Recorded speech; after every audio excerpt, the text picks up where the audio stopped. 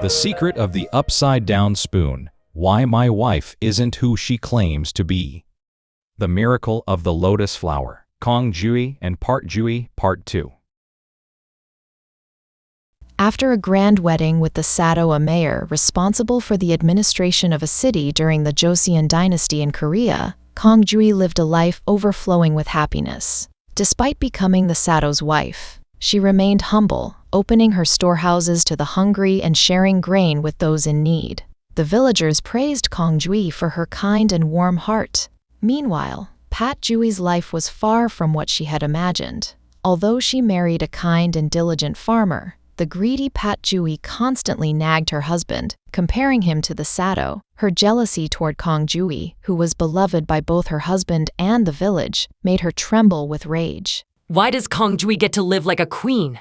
Pat-jui muttered, consumed by envy. One day, Pat-jui visited Kongjui and called her out in secret.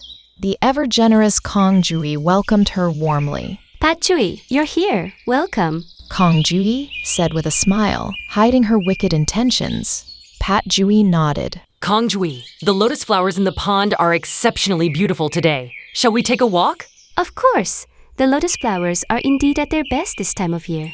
As they reached the pond, it was filled with stunning blossoms. When Kongjui bent down to look at a particularly large and radiant lotus, Pat-jui ruthlessly pushed her into the deep water. Kongjui's cries for help were swallowed by the waves, and the pond soon fell silent. Pat-jui fled with a pounding heart, thinking, "Your place is mine now." Pat-jui snuck into the house, put on Kongjui's clothes, and began to act like her. Since they were of similar stature, the servants didn't suspect a thing. That night, the Satto returned. Seeing Kongjui with her head bowed to hide her face, he asked, "Are you feeling unwell?"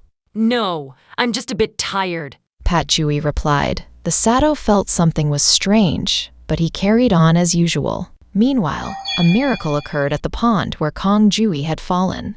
A lotus flower, larger and more radiant than any other, bloomed. Its petals glowed softly, and its fragrance filled the entire village. However, this flower behaved strangely. It bloomed fully when the Satto passed by, but withered instantly when Pat-jui approached. Terrified that the flower knew her secret, Pat-jui ordered the servants, "Pluck that flower and throw it far away." An old woman living nearby found the withered flower and took it home, feeling pity for such a precious thing.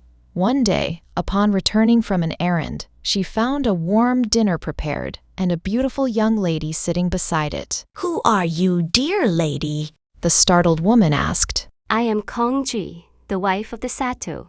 I was hidden inside the lotus flower you brought home. Kongjui replied.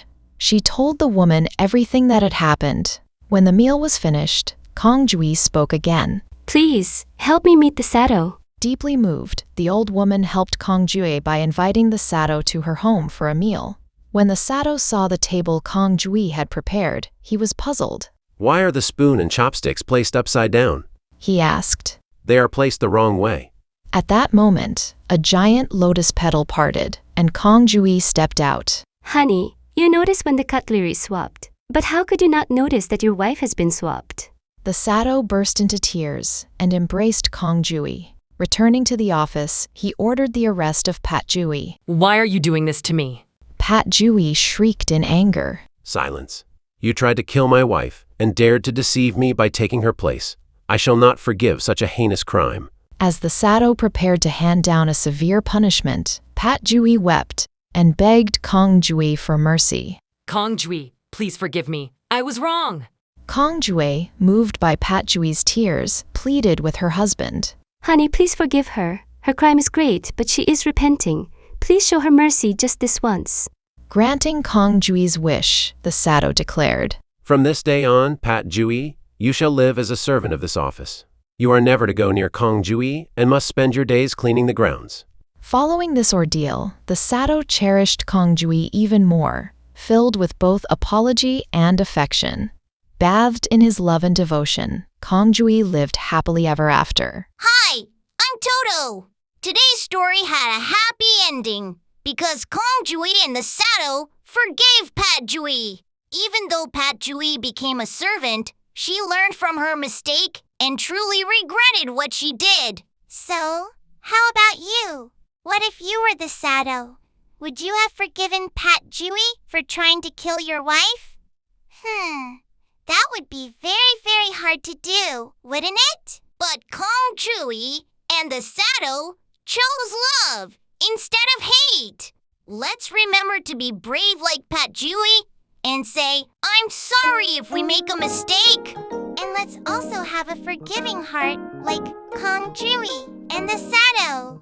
Next time, Toto will be back with another wonderful story. Bye-bye.